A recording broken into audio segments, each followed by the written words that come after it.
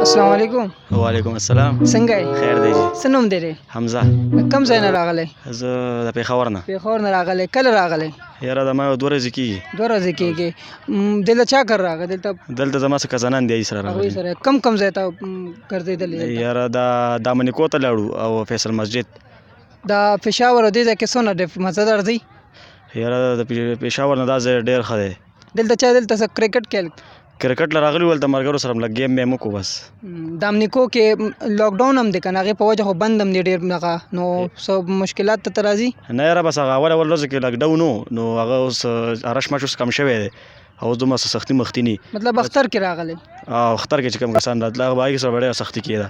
اوس خو به چې خپل دغه به کې احتیاط به کې ماکس به اچې، نو بس چې بیا ځې بیا دومره څه تکلیف نه. بیا ته څه نه وایي؟ بیا دومره څه نه وایي. نن دلته F9 پارک ته راغلی؟ F9 پارک ته راغلي وو، لږ انجوای مو وکړه، خو یاره څه خاص نشته ورکې. مزه نشته؟ مزه نشته ورکې. ولې؟ یاره بس نور هم دی او بل دا چې به دومره څه کسان مسان هم څوک نشته. هسې هم د کسانو سره لږ میچ وکړو. دا خپل کزن دي خو نه خپل دغه دي؟ دا مې کزنان دي دا دوه. میچ چې چا سره دی؟ دا بس مونږ هسې په F9 پارک ته راغلو چکر له، په نور څه نه و، به دې ګیم کولو مونږ لاړ شو میچ په ورسره و. نور مزه نه راتلی؟ نور مزه نشته بس. دلته اسلام آباد کې ستا ټوله پرایویټ مطلب کوم ځای ډېر خوښ دی؟ زما خو دا منیکو ډېر خوښ دی، ځکه چې ورته مونږ چکر هم ووهلو. هغه ځای کې داسې څه دغه دي؟ دلته خو باقاعده F9 پارک تا خو ټول کتې ملا نه دی، مخکې وروسته وګرځې ډېر ښایسته دی باقاعده. دلته نور هم داسې ایوب فارک ہو گیا وغیرہ وغیرہ، دې کې تا ته کوم ډېر داسې ښکاري چې ډېر زبردست دی؟ تا خو د امنیکو یاد بغیر نور ته نه ګرځېدلی؟ په فیصل مسجد ته لاړو. نور د کزن مې چې کم دی دی ویل F9 پارک ته ځو. نور کم پارکونه چې کم دي دې ته هم مونږ له ایسارو چکر مکر به لګو ټولو ته یو پیره. پېښور کې چې ستا کوم ملګري دی ایني، نو هغوی ته به څه پیغام ورکړې چې اسلام آباد ته راشې؟ یاره بس هغې ته دا پیغام ورکول غواړم چې اسلام آباد ته چکر ووهئ، ډېر زبردست ځای دی او انجوای مو کوئ، ملګري ځان سره راولئ.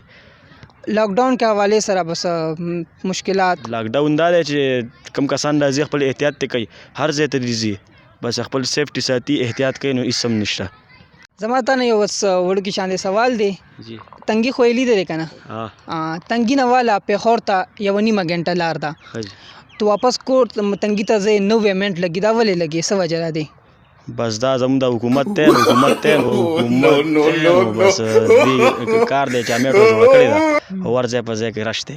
نه مخکې عوام ته سهولت، اوس ورته سهولت نشته. مطلب دا ته لوکل هغه طرف ته خو دا دغه نه ځي، میټرو ګاډي نه ځي، لوکل ګاډي ځي. خو رشي که نه رش مسله طرف ته 1.5 غنټه لګي، دې طرف نه 90 منټ لګي. دا ته لږ خپل سوچ هغه وکړه. یاره بس زه خو ورته دومره چېرته خاص نه یم تللی، بس یو پیره به ورته تللی یم، خو زه صحیح تللی یم، زه زر تللی یم مرګه.